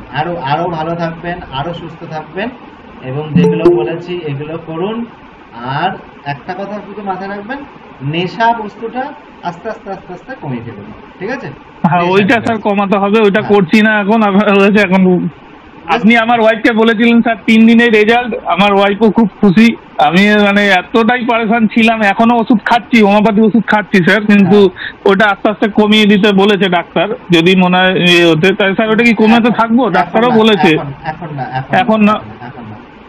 আচ্ছা, এখন যেমনি আছে অমনি খেতে থাকবো। হ্যাঁ, এখন কয়েকটা দিন একটু স্টেবল করুন, আমি ঠিক বলে দেবো আপনাকে, অসুবিধা নেই, আচ্ছা আচ্ছা ঠিক বলে দেবো। আচ্ছা আচ্ছা, কয়েকটা দিন স্টেবল তো করুন। খুব ভালো লাগছে স্যার। আর আপনার বারবার আমার প্রত্যেকবার একই মাথায় আছে, এই জন্যই বললাম যে এত ফিস দিয়ে দেখিয়েছি না, মানে মানে মানে কি বলবো, মানে লোকে ভাবে লুটে নেওয়ার জন্য, মানে যে যার কাছে যায় সেভাবে লুটে নিলেই ভালো এদের। একদম। মানে প্রবলেম ঠিক হোক না হোক, মানে লুটে নিতে পারলে ভালো, যতদিন ক্লায়েন্ট ধরে রাখা যায় যেভাবে হোক এসে। কিন্তু আপনি স্যার এত কমে কিভাবে করাচ্ছেন, মানে সেবাই করছেন, একরকম বলতে গেলে একরকম হসপিটালিটিই করছেন। স্যার খুব আপনার স্যার আমি কমে করাচ্ছি বলে এই দেখুন, এখনো ঘরে আমি ওয়্যারিং করাইনি, এই দেখুন, বুঝতে পারছেন? এই দেখুন নরমাল ওয়্যারিং। আপনি স্যার আপনি খুব সিম্পল, দেওয়ালে পট্টি করেনি, এই দেখুন কোট পরে বসে, হ্যাঁ। সাধারণ একটা গেঞ্জি পরে হ্যাঁ, বসেছি, হ্যাঁ। বুঝতে পারছেন? আমি স্যার এক একটা ম্যাডামের কাছেও করেছি, মানে অনেক বড় বড় বাটেলা দেয়, ফিসও নেয়, কিন্তু কাজের কাজ কিছু হয় না। আপনি পুরো সিম্পল স্যার, মানে সাধারণ পাবলিক যেমনি হয়, আপনি অনেক অনেক অনেক সেবা করছেন মানুষের, সত্যিকারে। সেবা করছি কিনা জানি না দাদা, আমি খুব সাধারণ ঘরের ছেলে, এবং হ্যাঁ, দেখেই আপনাকে লাগে, কথা শুনেও লাগে। একদম। আমি উঠেছি, খুব কষ্ট করে উঠেছি ছোট থেকে, কষ্টটা বুঝি, বোঝাই যায় স্যার, কষ্টটা বুঝি। হ্যাঁ, হ্যাঁ। বুঝতে পেরেছেন তো? এর জন্য আপনার কথাবার্তা, আপনার মানে অ্যাটিটিউডেই বোঝা যায় যে আপনি অনেক সিম্পল ঘর থেকে বিলং করেছেন। আমার এর জন্য সেই জন্য thank you sir, thank you, অনেক ধন্যবাদ। ওই জায়গাটা আমি ওই জন্য ভাবি, প্লাস ওই যে বললাম যে আমি কাউকে আবার দেবো, পরিষেবা দেবো, যদি আমি কাউকে দেখি যে হ্যাঁ ইনাকে ফ্রিতে পরিষেবা দেওয়া দরকার আমার, তাকে দিই, তাকে পরিষেবা দিই আমি। এবং এর আগে আপনারা, আমি জানি না, বর্ষাদ বাবু বোধহয় জানেন, আমি গ্রুপে জানিয়েছিলাম যে এরকম একজন চাইছে, এরকম বলছে, আমি স্ক্রিনশট দিয়ে পাঠিয়েছিলাম যে কি করবো, তো গ্রুপ থেকে বললো হ্যাঁ স্যার জয়েন করিয়ে নিয়েছি তাকে। তাই তো বর্ষাদ বাবু তখন ছিলেন গ্রুপে বোধহয়, তো আমি করি এগুলো, কিন্তু জানি না আপনার দিকটাও তো দেখতে হবে, যে পারবে সে দেবে না কেন? আপনি তো আপনার আপনি ধরুন দিতে পারবেন, এবার আপনার কাছ থেকে না নিলে আমার তো চলবে না। আমার যদি না চলে, আরেকজনকে তো আমি সাহায্য কিভাবে করবো? অনেকে আছে যারা সত্যি করে পয়সার অভাবে আপনাকে আমি কি বলবো, এই অনলাইন দেখে, ফেসবুক দেখে একটা হ্যাপি লিভিং কোম্পানি বলে আছে, ওর চক্করেও ফেসে গেছিলাম আমি। 30,000 টাকা এক মান্থে চেয়েছিল, 30,000 টাকা। আপনি দেখতে পাবেন, হ্যাপি লিভিং বলে আছে ফেসবুকে, ওদের শেখাতে 28 দিনের, বলে 28 দিনের মধ্যে পুরো ইমপ্রুভ করিয়ে দেবো। 30,000 টাকা চক্করে ফেসে গেছিলাম। বলছিলাম আমি সেবারে আপনাকে হ্যাপি লিভিং এর কথা। এত চিটিংবাজি, আমি তো পেইডও করে দিয়েছিলাম একবার 2,000 টাকা, তারপর থেকে আমার ওয়াইফ বললো না আর এই চক্করে পড়ো না, আমি দেখছি। মানে ওদের প্রথমে 15,000 দিতে হবে, আবার ইনস্টলমেন্টের সিস্টেম, আবার আগে টাকা দিতে হবে, মানে কি বিশাল ব্যাপার। মানে আলাদা ক্লাস দেবে 5 দিনে 7 দিনে, মানে শুধু চিটিংবাজি, মানে ফ্রড যাকে বলো। ওই জানি না কি রেজাল্ট, আমি করিও নি, কারণ স্যার তারপর কন্টিনিউ ফোন আসতো যে জয়েন করার জন্য। এরকম সিস্টেম, মানে লোককে টাকা মানে কিভাবে চার্জ হয় না কি কোথা থেকে কামায়, বলে 1 মান্থ 30,000 টাকায় কমপ্লিট হয়ে যাবে পুরো আসলে 28 কি, দিনের মধ্যে। এইরকম সমস্যার মধ্যে থাকলে দাদা, মানে যার পয়সা হ্যাঁ, আছে, মাথা খারাপ হয়ে যায়। যার পয়সা আছে সে মানে দিতে হ্যাঁ। দিতে ইয়ে করবে না, মানে সে খালি ওইটাই চাইবে তো, যে আমি ওইটাই। যত পয়সা যায় যাক, আমি খালি সুস্থ হবো, এরকম আছে কিছু হ্যাঁ, মানুষ। সুস্থ। কিন্তু তারা আসলে হ্যাঁ। সঠিক জায়গাটা পায় না, এটাই হচ্ছে হ্যাঁ, সমস্যা, হ্যাঁ। বুঝতে পারছেন?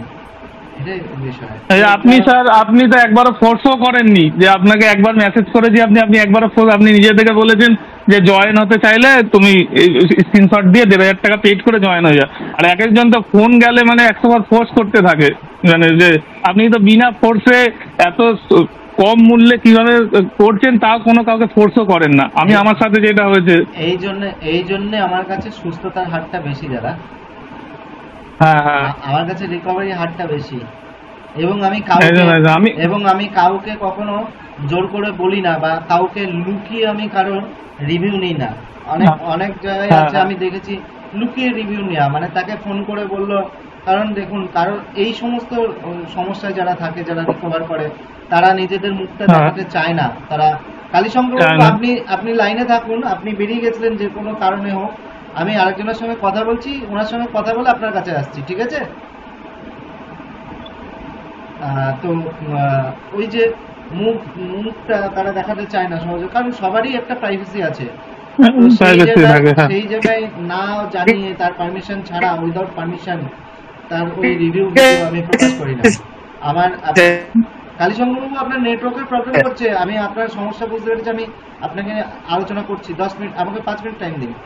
তো আমি দেখবেন আমি ফেসবুকে যে রিভিউ ভিডিওগুলো দিয়েছি সবারই কিন্তু মুখ হেজি করা আছে, ওই কারণে হেজি করা আছে। হ্যাঁ, তো এবার প্লাস আমি সবাইকে বলি যে তুমি যদি সত্যি করে সুস্থ হও, যদি তুমি মনে করো যে আমি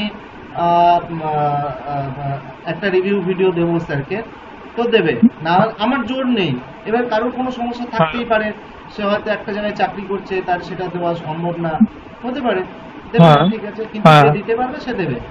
তো অন্যান্য জায়গায় যে জায়গাগুলো দেখা যায় আমি দেখেছি, মানে ওই কোনো রকমে হয়তো ভালো হয়ে গেল, 2-3 দিনের মাথায় একটা রিভিউ ভিডিও নিয়ে নিল। আমি কিন্তু তা নেই না, আমি পরিষ্কার বলি যে তোমরা সুস্থ হলে ওরা তো বেশিরভাগ তো স্যার অ্যাডভার্টাইজমেন্টের উপরই চলে, অ্যাডভার্টাইজ দিয়েই চলে। তাছাড়া তো আমি তো দেখছি তো, মানে যে কারোর ফোকাস লাগিয়ে দিল, কোনো কাউকে ভালো কাউকে দিয়ে অ্যাড করিয়ে দিল, এই করে শুধু মানে যতটা নাম কামানো যায়। কি ট্রিটমেন্ট হয়, এত টাকা লাগে স্যার ট্রিটমেন্ট করতে, মানে পার মান্থ 30,000 টাকা করে চার্জ করছে, ভাবুন। পার মান্থ, পার ডে 1,000 টাকা একটা মানুষের কাছ থেকে নেওয়াটা অন্যায়, এটা ঠিক না। হ্যাঁ বলুন। আপনারা এখানে ক্লাস করছেন 3 জন 4 জন 10 জন, মানে 9 জন, মানে আপনাদের কাছ থেকে যদি আমি 50 টাকা করে নিই, মানে 450 টাকা। 450 টাকা আমি 2 ঘন্টা কাজ করে যদি 450 টাকা পাই, সেটা এনাফ, তাই না? আপনি এইটাই তো আপনি বুঝছেন স্যার, এইটা তো অন্য কেউ বোঝে না। অন্য কেউ মানে 10 মিনিট টাইম দেওয়া মানে ও চায় একজনের দিয়েই 500 টাকা নিয়ে নেবে। এইটা আপনার মতো মানসিকতা বলে আপনি বুঝতে পারছেন না। আমরা তো সাফার করেছি এই জায়গাগুলো দিয়ে, কারণ এই প্রবলেমের মধ্যে যে মানে চায় যে যতটা তার থেকে নেওয়া যায়, পেশেন্ট ভালো হোক না হোক পরের কথা। আর আপনার তো মেন ফোকাস হচ্ছে যাতে আপনার ক্লায়েন্ট ভালো হয়। আমি 3 দিনে স্যার বুঝে গেছি। আমার এখানে এমনও মানুষ আছে, দেখি আছে কিনা, থাকতে পারে। সুরেন্দ্র আছে কি না? সুরেন্দ্র নেই, নবরা আছে, যাই হোক নেই, শুভেন্দু নেই। আমার কাছে আমার ক্লাসে এমনও আছে যাদেরকে 300 টাকায় আমি ট্রিটমেন্ট করেছি, 300 টাকা। ফিজটা আমি রিসেন্ট বেরিয়েছি, ওই যে শুভেন্দু আছে, ওই যে হ্যান্ড রেজ করেছে, শুভেন্দু আছে। হ্যাঁ ঠিক, হ্যাঁ আমি তো করেছি, আমি তো ছিলাম তো। 300 টাকা হ্যাঁ তো এখন বাড়াতে আপনি স্যার না স্যার একদম আপনারও তো চলতে হবে। আপনি অনেক মানে মাটির মানুষ যাকে বলে, পুরো নিচু থেকে উঠেছেন একদম। না স্যার আপনি মানে এই যে করছেন এটা সত্যিকার, এত কম পয়সায় কিভাবে করছেন আপনি জানেন। অনেক ওর জন্য খুব আপনাদের ওই যে ম্যাডাম বললেন দোয়া করছেন ম্যাডাম, আপনি ঈশ্বরের কাছে প্রার্থনা করছেন, এই সব মিলেই আমার চলে যাচ্ছে দাদা। আমি কেন স্যার, আমার ফ্যামিলিতে মা বাবা, আমার ওয়াইফ, মেয়েও করছে এই 3 দিনেই আপনার জন্য। যে হয়তো শুভজিৎ কারোর সাথে ভালো সাথে মানে এত আনন্দ এই 3 দিনেই হচ্ছে, 2-3 দিনে, মানে এতটা, মানে লাস্ট 6 মাস 7 মাস তো হিউজ প্রবলেম ফেস করছিলাম। এখন যে ঘরে বাচ্চার সাথে, মায়ের সাথে, ওয়াইফের সাথে কথা বলছি, এত ক্লিয়ার মাইন্ড হয়ে গেছে, মানে আগের মতো ফোকাস আসছে। আর আগে তো অফিস থেকে এলে মনে হচ্ছে মানে চিড়চিড়া হয়ে গেছি, মানে অফিস দিয়ে এসেছি মানে অনেক কাজ করে নিই, আর ফ্যামিলি বলে কেউ নেই, এইটা হয়ে গেছে। ঠিক আপনি স্যার ক্লাসে সুস্থ থাকুন, সবল থাকুন, আমাদের মতো অনেক লোককে আপনি তাহলে ভালো করতে পারবেন। একদম একদম আপনাদের এইটাই স্যার, আমার এইটাই আশা করবো আমাদের। একদম। ঠিক আছে স্যার, হ্যাঁ। Thank you.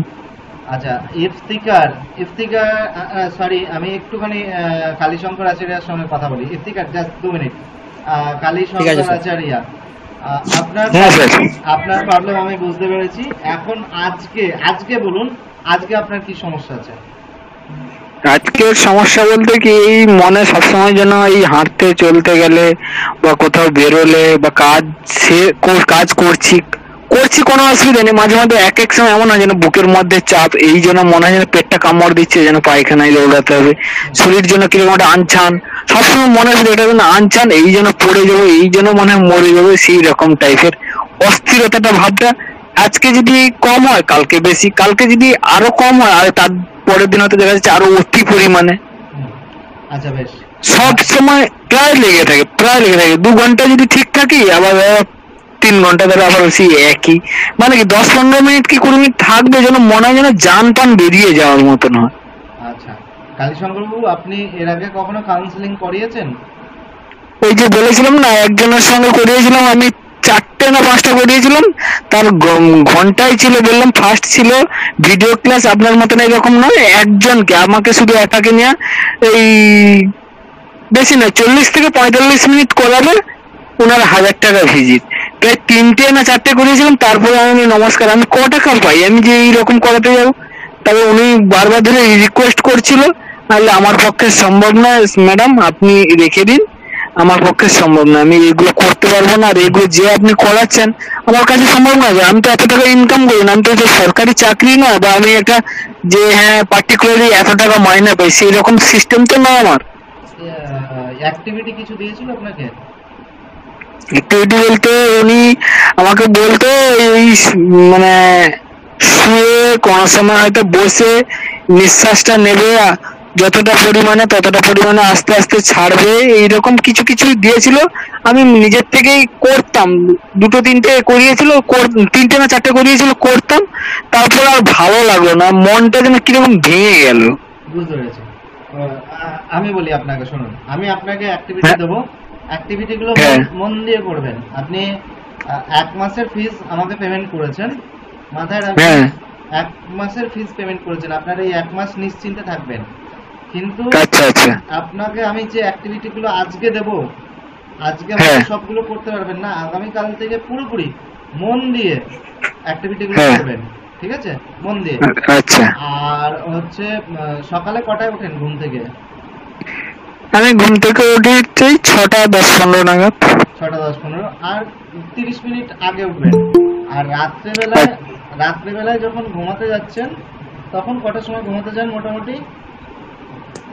প্রায় 11টা 11:30 বেজে যায়। 11টা 11:30 বেজে যায়।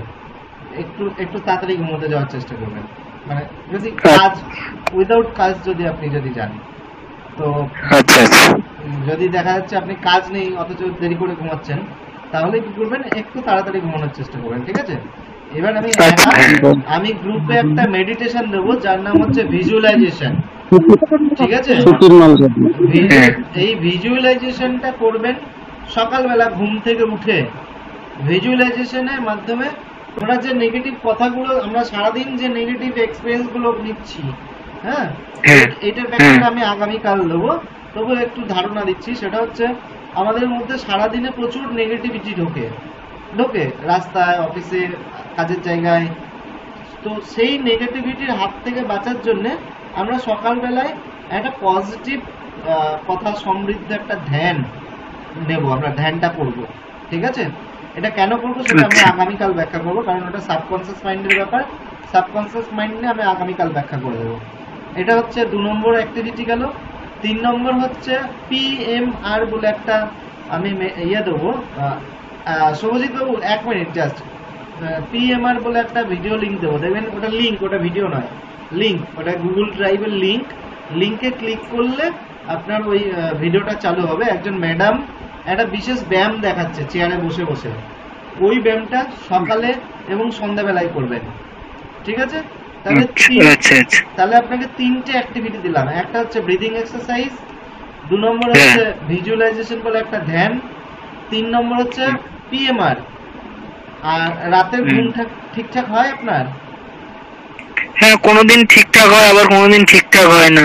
আচ্ছা বেশ, তাহলে যোগ নিদ্রা বলে আরেকটা মেডিটেশন দেবো, যোগ নিদ্রা। দেখবেন লেখা থাকবে যোগ নিদ্রা, বা লেখা থাকবে ঘুমের ওষুধ লাগবে না, এবার নিশ্চিন্তে ঘুমান, এরকম ভাবে একটা লেখা আছে ইউটিউবের, আমার নিজের বানানো ইউটিউবের লিঙ্ক। ওটা অ্যাকচুয়ালি মেডিটেশন প্লাস হচ্ছে ওর সঙ্গে সাউন্ড থেরাপি লাগানো আছে।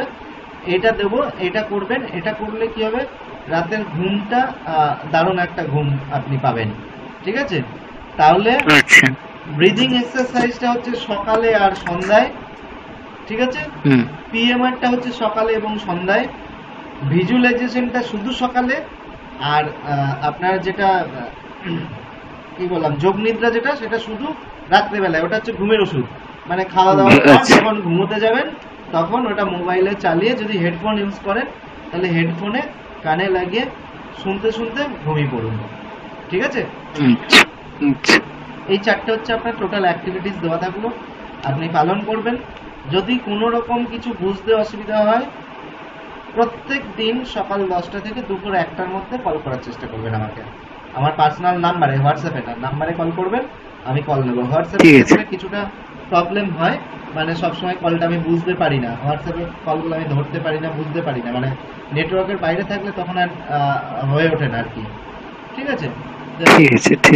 এই 4টে অ্যাক্টিভিটি পালন করুন, বেশি না, 3 দিন 4 দিনের মধ্যে রেজাল্ট পাবে।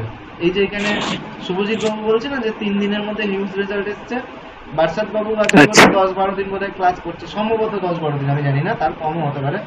উনি রেজাল্ট পেয়েছে। কলিন ম্যাডাম বোধহয় আজকে বোধহয় 5-6 দিন বোধহয় ক্লাস করছেন, উনি রেজাল্ট পেয়েছেন, এবং সবাই কম বেশি সবাই কিন্তু 3 দিন 4 দিনের মাথায় রেজাল্ট পেয়েছে, আপনিও পাবেন। শুধুমাত্র অ্যাক্টিভিটিগুলো একটু মন দিয়ে করুন, আর মেডিটেশনের যে কথাগুলো বলেছি সেগুলো বিশ্বাসের সঙ্গে সেই মেডিটেশনগুলো করুন, 100% সফল হবে, ঠিক আছে? বাকি প্রত্যেকদিন ক্লাস অ্যাটেন্ড করার চেষ্টা করবেন, কোনো রকম সমস্যা হলে কল করবেন, ঠিক আছে? একদম আপনি ঠিক হয়ে যাবেন, এখান থেকে কোনো ভয় পাওয়ার কিছু নেই। আর যদি ওষুধ খাচ্ছেন তো সেই ওষুধটা খান এখন, ওষুধ এখন বন্ধ করতে যাবেন না হঠাৎ করে, আমি ঠিক টাইমে বলবো বন্ধ করার জন্য, ঠিক আছে? দাদা আমি কি ওষুধ খাবো নাকি বন্ধ করে দিব? আপনার চলছে তো? হ্যাঁ, যদি চলছে তো এখন খান, আস্তে আস্তে তারপর বন্ধ করবেন। আপনি ডাক্তারের পরামর্শ না নিয়ে বন্ধ করবেন না। আমাকে যে ডাক্তার বলছে 2 বছর খেতে হবে, ডাক্তার বলছে 2 বছর খেতে হবে, তাহলে আচ্ছা বেশ, আপনি কিছুদিন খান, তারপরে দেখছি। আচ্ছা দাদা ঠিক আছে, টেনশন করবেন না, কিছুদিন খান। আচ্ছা এবার হ্যাঁ স্যার একটা কথা বলি। 1 মিনিট ম্যাডাম, 1 মিনিট, মানে ওই শুভজিৎ বাবু 1 মিনিট জাস্ট। শুভজিৎ বাবু বলুন। আচ্ছা বলছি, একটা জিনিস থাকে কি বলুন তো, মানে একটু ভুলে ভুলে যাই, মানে কোনটা আগে করেছি না পরে, এইটা কি এরই জন্য হয় কি আমার এতদিন ধরে মানে করেছি কি করিনি, মানে ভুলে যাচ্ছি, মানে হচ্ছে কি হচ্ছে না, মানে মাইন্ডে ঠিকঠাক মানে ক্র্যাক করতে পারছি না যে করলাম কি করলাম না, মানে পুরো ধোঁয়াশা। ওইটা নিয়ে বেশি মাথা ঘামাবেন না, কিন্তু আপনি প্র্যাকটিস গুলো করুন, দেখবেন আস্তে আস্তে ঠিক হয়ে যাবে, এটা কনফিডেন্স চলে আসবে। ওইটা ওই ব্রেন সেলগুলো ড্যামেজ হয়ে আছে তো, এইগুলোর জন্য ওইটা আস্তে আস্তে মনে হচ্ছে করেছি কি করিনি, মানে মাইন্ডে ঠিক ক্র্যাক নিতে পারছি না যে হয়েছে, একটু প্রেশার থাকে তো কাজের স্যার অনেক, মানে ঠিক আছে অফিস টাইমে কাজের প্রেশারটা নিন আপনি, অসুবিধা নেই, কাজের প্রেশারটা নিন। আর যেগুলো অ্যাক্টিভিটি দিয়েছি শুনুন, যদি 1-2 দিন যদি কাজের প্রেশারের জন্য বাদ চলে যায়, সেটা নিয়ে দুশ্চিন্তা করবেন না, সবাইকে বললাম। যদি দেখা গেল অ্যাক্টিভিটি গুলো দিলাম, আমরা তো সবাই কর্মব্যস্ত মানুষ, হয়তো একদিন কাজের জন্য হয়তো বাদ চলে গেল, বাদ যাক, সেটা নিয়ে টেনশন করবেন না, এই যে আমার চলে গেল, বাদ হয়ে গেল, আমি বলে আবার তাহলে আবার না, কিচ্ছু না, চলে গেছে, একদিন বাদ হয়ে গেছে, ঠিক আছে পরের দিন করবো। টাইম টেবিল একটু চেঞ্জ হলেও কোনো অসুবিধা হবে না, এক আধ দিন বলুন। না ওইটাই বলছি, টাইম কোনো টেবিল। অসুবিধা নেই, কোনো অসুবিধা নেই, করুন নিশ্চিন্তে, কিন্তু করুন, করবেন, অবশ্যই করবেন। আচ্ছা। মানে আমি এই যে এটা আপনাদের লুজ দিয়ে দিলাম বলে এই নয় যে ইচ্ছা করে ফাঁকি দিয়ে দেবেন। ইচ্ছা করে ফাঁকি দিলে নিজেই অসুস্থ থেকে সুস্থ হতে পারবেন না, এটাই মাথায় রাখবেন। ফাঁকি দেওয়ার চেষ্টা করবেন না, এগুলো অ্যাক্টিভিটি গুলো করুন। আচ্ছা এইবার একজনকে জাস্ট একটু আমি আওয়াজ নেব। শরীফুল বাবু আপনি আছেন লাইনে? শরীফুল্লাহ দাদা, আপনি মোবাইল স্ক্রিনে হাত দিন। মোবাইল স্ক্রিনে হাত দিলে দেখুন নিচে একটা মাইক্রোফোনের মতো ছবি আছে, ওটাতে টাচ করুন, তাহলে কথা বলতে পারবেন। মোবাইল স্ক্রিনে হাত দিন আপনার। শরীফুল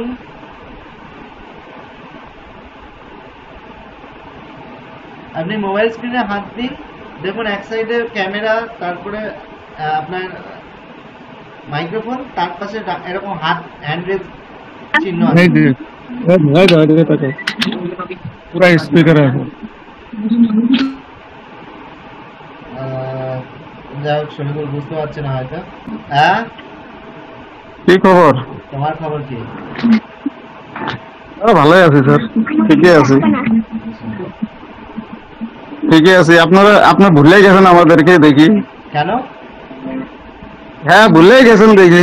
ভুলে যায়নি, এই যে এরা যারা আছে নতুন, এদের প্রচুর কোশ্চেন।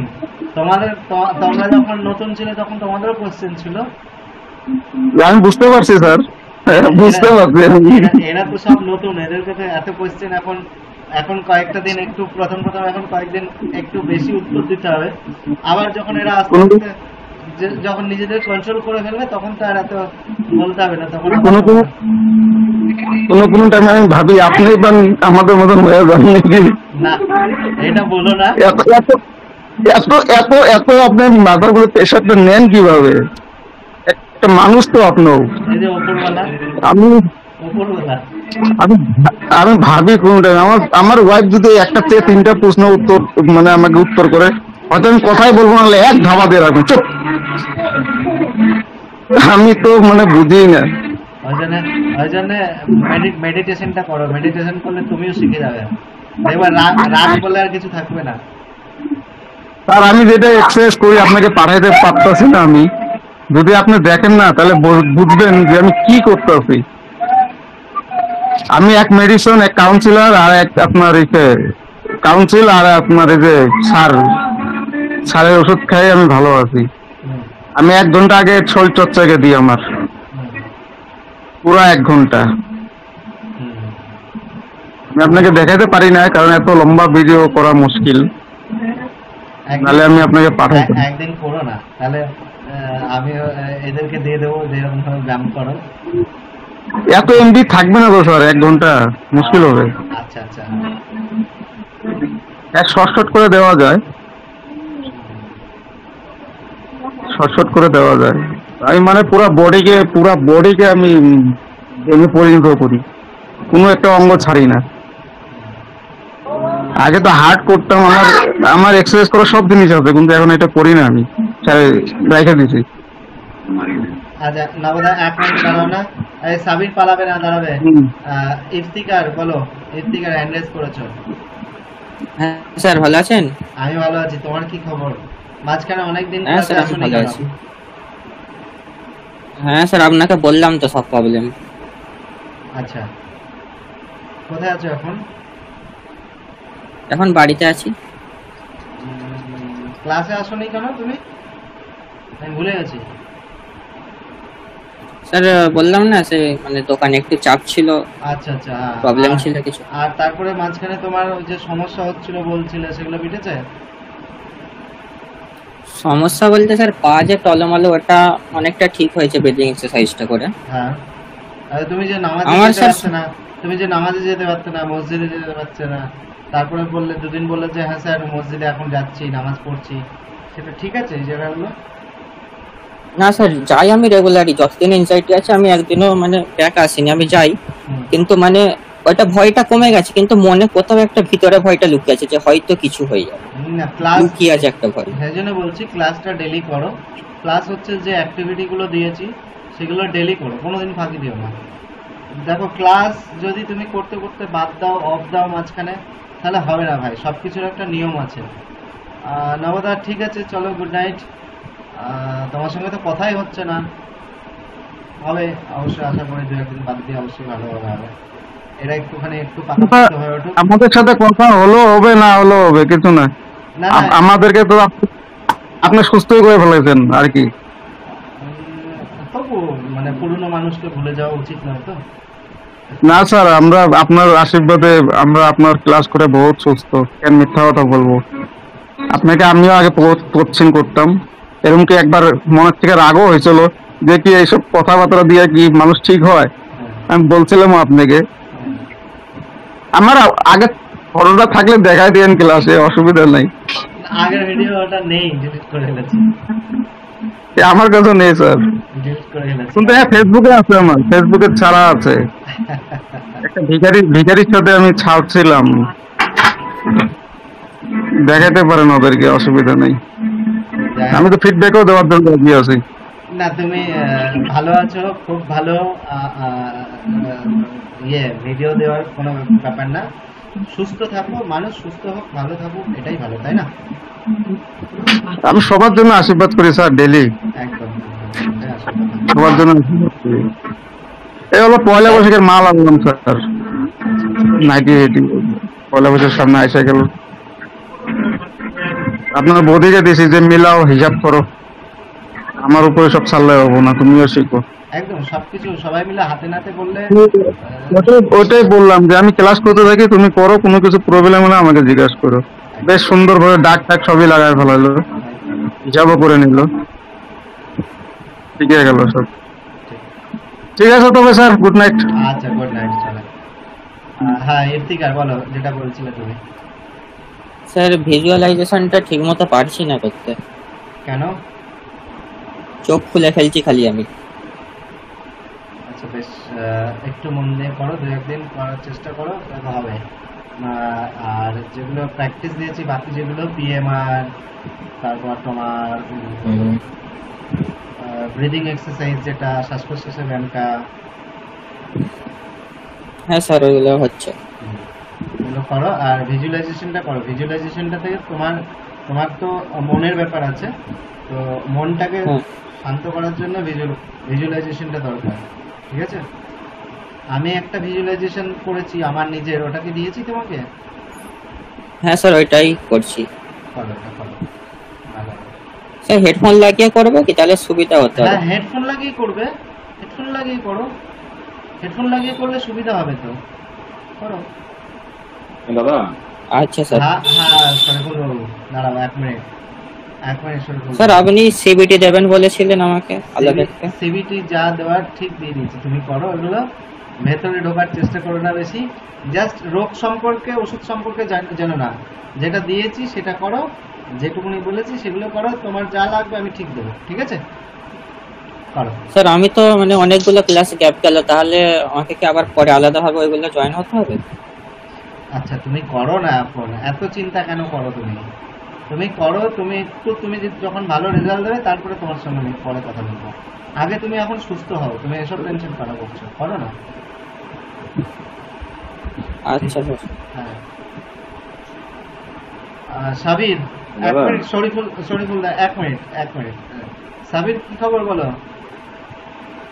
সাবির অনেকদিন দেখেনি। আচ্ছা নাসরিন ম্যাডাম, আপনি কন্টিনিউ করছেন না কেন ক্লাসটা? Nasrin madam, okay good night Iftikhar. হ্যাঁ আপনি ক্লাস কন্টিনিউ করছেন না কেন? আমি খুব অসুস্থ, মানে খুব ঠান্ডা লাগছে তো কথাই বলতে পারতেছি না। আচ্ছা, আর এমনিতেও মানসিক ভাবে খুব অসুস্থ, আমার মনে খালি সবসময় অশান্তি, কোনো শান্তি পাই না কোনো কিছুতেই। আপনি ক্লাস করেন না ঠিকঠাক, আপনি কোনোদিন কিছু জিজ্ঞেস করেন না ঠিকঠাক, কোনোদিন ফোনও করেন না কিছু, তাহলে আমি কি করে বুঝবো আপনি সুস্থ না অসুস্থ? ক্লাসটা তো ঠিকঠাক করতে হবে, আমি খুবই অসুস্থ, মানে কোনো কিছু প্রশ্ন থাকলে জিজ্ঞেস করতে হবে। আচ্ছা, আপনি কি অ্যাক্টিভিটি যেগুলো দিয়েছি সেগুলো করছেন? না না আমি করতে পারতেছি না। কেন? মানে আমি হচ্ছে অনেক রাতে ঘুমাই, তো সকালে উঠতে সমস্যা হয়। কেন রাতে ঘুমান কেন? আমার হচ্ছে পরীক্ষা 24 তারিখ থেকে, আমি অনার্স 3rd ইয়ার, এবার ইকোনমিক্স সাবজেক্ট নিয়ে পরীক্ষা সামনে, তো সমস্যা হয়ে গেছে। এই টাইমে ক্লাস, আবার 24 তারিখ থেকেই পরীক্ষা, এই জন্য সমস্যা হয়ে গেছে। ক্লাস কন্টিনিউ করতে পারতেছি না, তারপরে আমি খুব অসুস্থ। তাহলে আমি আপনাকে একটা কথা বলি, তাহলে পড়াশোনায় মন দিন। ক্লাসটা যেটা করছেন এটার জন্য যদি আপনার পড়াশোনা যদি অ্যাভারেজ হয় তাহলে ক্লাসটা বাদ দিন, কিন্তু যে অ্যাক্টিভিটিগুলো শিখিয়ে দিচ্ছি সেগুলো তো নিশ্চয়ই আপনি দেখেছেন। নিঃশ্বাস প্রশ্বাসের ব্যায়ামটা আমি হচ্ছে ওই খালি শ্বাস প্রশ্বাসের যে ব্যায়াম, ওইটা করছি কয়েকদিন। আরো যে ওই মেডিটেশন নাকি, ওইগুলো না আমি বুঝতেছি না, ধ্যান ওইটাও কিভাবে কি, গল্পের মতো একটু শুনলাম, কিন্তু পুরাটা শুনেও নাই আর বুঝতেও পারি নাই। আচ্ছা বেশ, এখন বুঝতে হবে না, তাহলে আপনি এখন শ্বাস প্রশ্বাসের ব্যায়ামটা করুন কয়েকদিন, ঠিক আছে? আপনি স্টাডিটা কমপ্লিট করুন, আপনার পরীক্ষাটা কমপ্লিট করুন, দিয়ে তাহলে আপনি আবার তখন ক্লাসে ধ্যান দেবেন।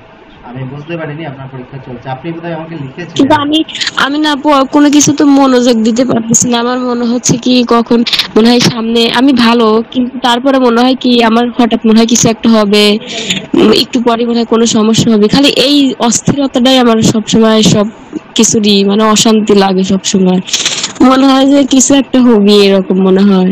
তাহলে এরকম যদি সমস্যা থাকে তাহলে ক্লাস ডেলি করতে হবে, 1 ঘন্টা 2 ঘন্টা ক্লাস যেরকম হচ্ছে সেরকম করতে হবে, আর যেগুলো বলছি সেগুলোও করতে হবে। যদি এতটা সমস্যা থাকে তাহলে কিন্তু ক্লাস করতে হবে, নাহলে আপনি পড়াশোনায় ধ্যান দেওয়া বা এগুলো সমস্যা হবে। আর আমি বলি মেডিটেশন যেটা দিয়েছি, মেডিটেশন সেটা হচ্ছে কিচ্ছু না।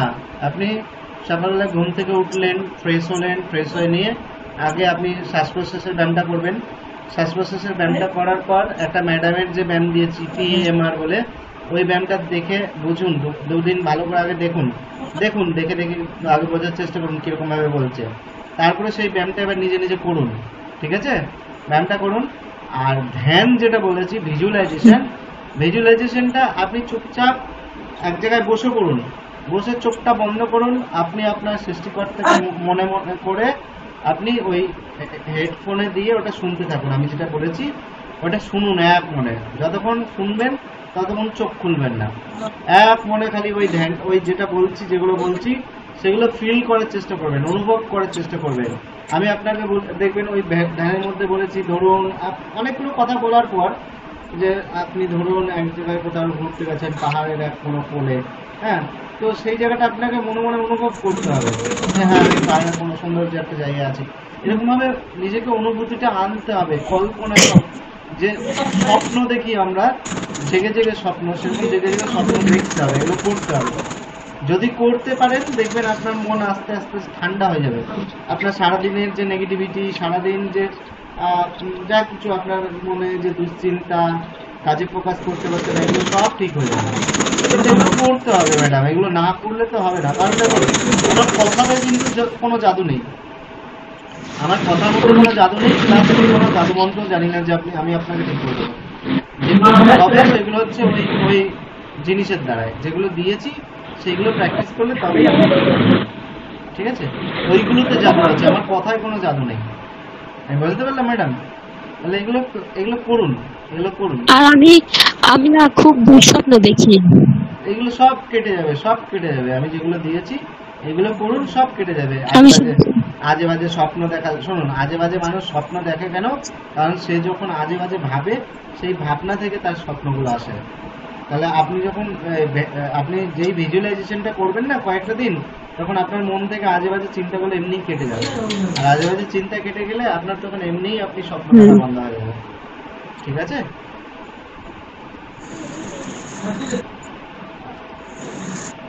পড়ুন। আচ্ছা, শরীফুল বলো। আচ্ছা, এই শরীফুল বলছি, সরি সাবির বলো, সাবির কি খবর?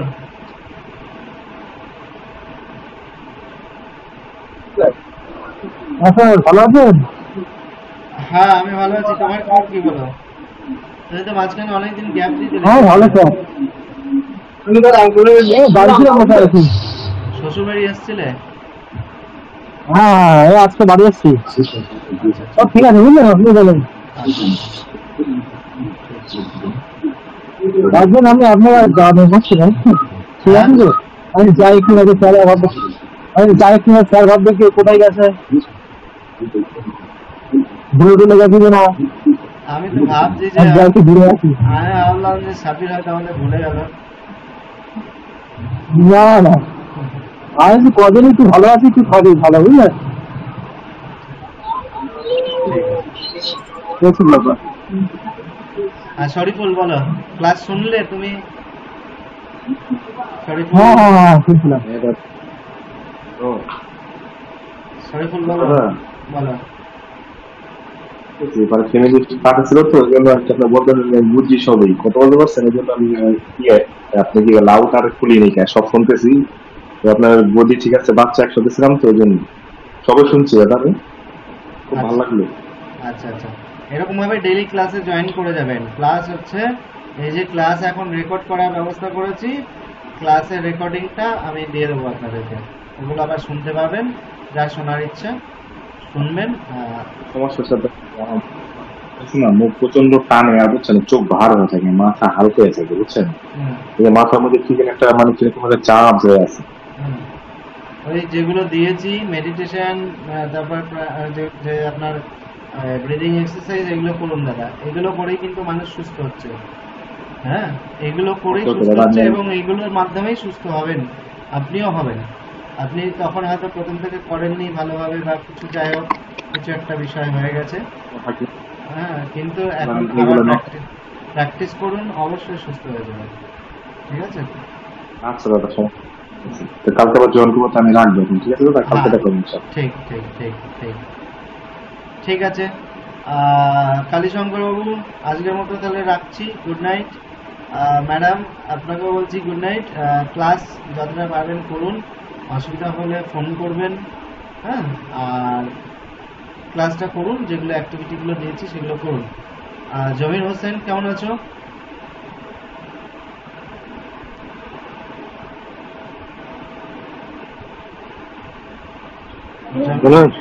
জামিল হোসেন কেমন আছো? আছি ভালোই। আচ্ছা, সমস্যা কি কিছু একটু মিটছে মনে হচ্ছে? কিছু মিটছে,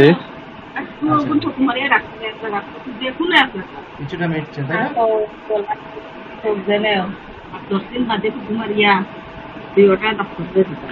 কালকে বলবো ফোনে। ঠিক আছে ঠিক আছে ঠিক আছে, চলো আজকে তাহলে গুড নাইট। ঠিক আছে, আবার আগামীকাল দেখা হবে সবার সঙ্গে।